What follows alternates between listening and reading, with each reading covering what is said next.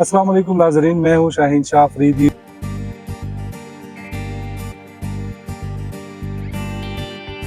हमारे साथ मोहसिन अयूब साहब बैठे हुए हैं। सर, आपका बहुत शुक्रिया जी, वक्त देने बहुत के लिए। शुक्रिया। सर, पहले ये बताइएगा कि अमली सियासत तो आपने शुरू की थी, लेकिन अभी बाकायदा तौर पर आप आए हैं सियासत में, आपके वालिद साहब की जगह आपने ली है, तो आप क्या कहना चाहेंगे?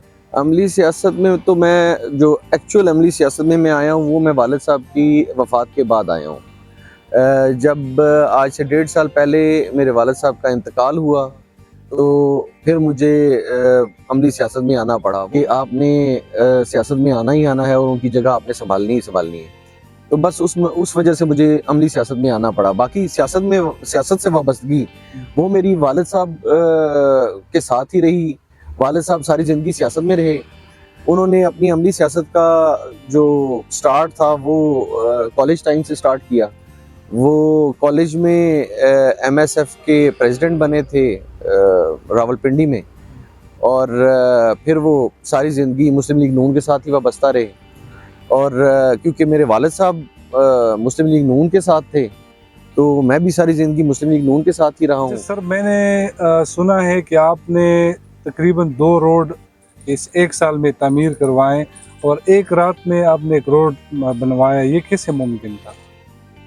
देखिए, पाकिस्तान के हालात हम लोगों को खुद भी देखने चाहिए कि पाकिस्तान हमारा जो मुल्क है वो फाइनेंशियल क्राइसिस में है।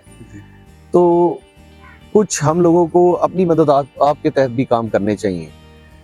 तो मेरी जो तौफीक थी, मैंने उसमें अपने 2 गांव हैं इधर, एक ये पिंडरांजा है और एक इधर पास ही मोड़ी गांव है।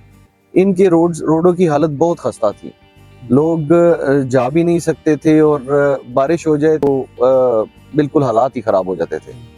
तो ये 2 रोड मैंने अपने सेल्फ फाइनेंस पे बनाए। जो एक रोड जो मोड़ी वाले की आप बात कर रहे हैं, जो एक रात में बनाया, तो वो जो हमारे मुखालिफिन हैं उन्होंने कहा था कि हम आपको ये रोड नहीं बनाने देते, हम इस रोड को रोकेंगे। तो फिर वजह मजबूरी मुझे सिर्फ 5 किलोमीटर का रोड एक रात में बनाना पड़ा।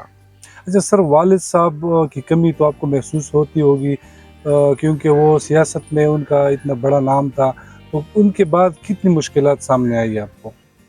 ज़ाहिरी बात है जी, वालिद साहब के फौत होने के बाद सारा बर्डन मेरे सर पे आ गया। तो जब आपके वालिद साहब सियासत में थे तो आप स्टूडेंट लाइफ में आपके पास हर किस्म की ज़िंदगी गुजारने का मौका भी था, तो लाइफ को आपने कितना एंजॉय किया? वालिद साहब की ज़िंदगी में तो मैंने लाइफ को बहुत एंजॉय किया जी। वालिद साहब की ज़िंदगी में तो मैंने बहुत शौक़ किए हैं।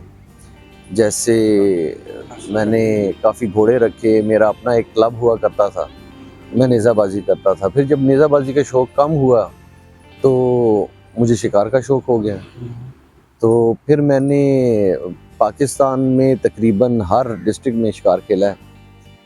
इसके अलावा मुझे गाड़ियों का शौक़ है काफ़ी ज़्यादा, तो वो शौक़ मैंने अपने कितनी काफ़ी पूरे गाड़ियाँ किए। फिलहाल आपके पास होगी? 15-16 गाड़ियाँ तो होंगी। सर, सबसे महंगा शौक़ आपका क्या रहा है, जो आपके लिए बहुत मुश्किल का सबब बना हो कभी? अल्हम्दुलिल्लाह कोई ऐसा शौक़ नहीं है जो बहुत महंगा रहा हो, और मुझे कोई बहुत ज़्यादा महंगे शौक़ पालने का शौक़ भी नहीं है। मैक्सिमम जो महंगा शौक़ है वो गाड़ियाँ ही हैं।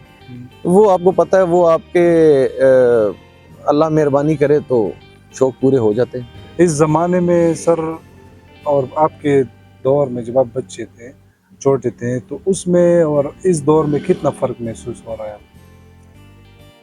मेरे बचपन का दौर जो था वो तो काइंडा मेरी नज़र में बहुत अच्छा दौर था। उस दौर में पाकिस्तान में मुश्किलात काफ़ी कम थी। तो ये हालात जो पाकिस्तान के ख़राब हुए हैं, इसके ज़िम्मेदार कौन हो सकते हैं?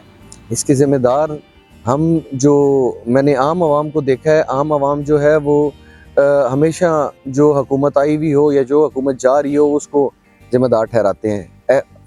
एक्चुअली मेरी नज़र में हम सब, पूरी पाकिस्तानी कौम खुद ज़िम्मेदार है इस चीज़ की। PP12 में अगर आपको एज अ कैंडिडेट खड़ा किया गया मुस्लिम लीग नून की तरफ से, इंशाल्लाह आपके जहन में क्या विजन क्या है, आप इस एरिया के लिए क्या करेंगे?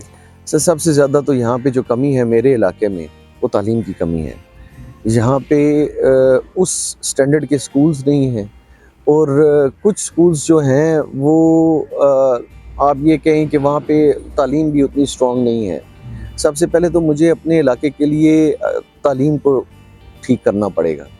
سکولز یہاں پہ پرائمری سکولز ہیں, کچھ مڈل سکولز ہیں, ہائی سکولز بھی نہیں ہیں. ہائی سکولز اینڈ کالجز کا یہاں پہ کوشش کریں گے کہ وہ آئیں تاکہ بچوں کی تعلیم اچھی ہو. جب تعلیم ہوتی ہے تو شعور آ جاتا ہے. جو کرمنل ہیں ہم ان کے خلاف ایکٹیویٹیز کرتے ہیں.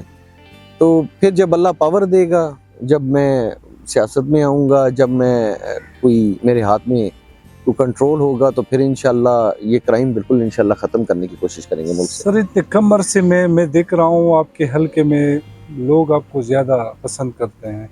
اس کی وجہ آپ کی والد صاحب کی خدمات ہیں یا آپ نے خود ایک 1.5 سال میں یہ کچھ کیا ہے؟ تو سب سے زیادہ تو ظاہری بات ہے کہ 50 سال کی میرے والد صاحب کی خدمات ہیں. مجھے تو ابھی 1.5 سال ہوا ہے اس کام میں آئے ہوئے, سیاست میں آئے ہوئے, لوگوں کی خدمت کرتے ہوئے مجھے صرف 1.5 سال ہوا ہے. ایکچولی تو والد صاحب نے اپنی ساری زندگی دی ہے. یہ لوگوں کی محبت اور پیار والد صاحب کی طرف سے. کیا غریب شخص پولیٹیشین بن سکتا ہے پاکستان میں؟ میں تو کہتا ہوں کہ غریب شخص کو ہی پولیٹیشین بننا چاہیے پاکستان میں. بن بھی سکتا ہے اگر کوشش کرے تو, لیکن ہم لوگ جو ہیں وہ صرف یہ سوچتے ہیں کہ کوئی غریب پولیٹیشین نہیں بن سکتا. اگر غریب پولیٹیشین بن جائے تو اس کو اصل مشکلات کا پتہ ہوتا ہے. گراس روٹ پہ کیا مشکلات ہیں, گلی محلوں میں کیا مشکلات ہیں, چھوٹے چھوٹے گاؤں میں کیا مشکلات ہیں, وہ غریب کو پتہ ہے. آخر میں جوانوں کے لیے کوئی شارٹ سا پیغام دے دیں.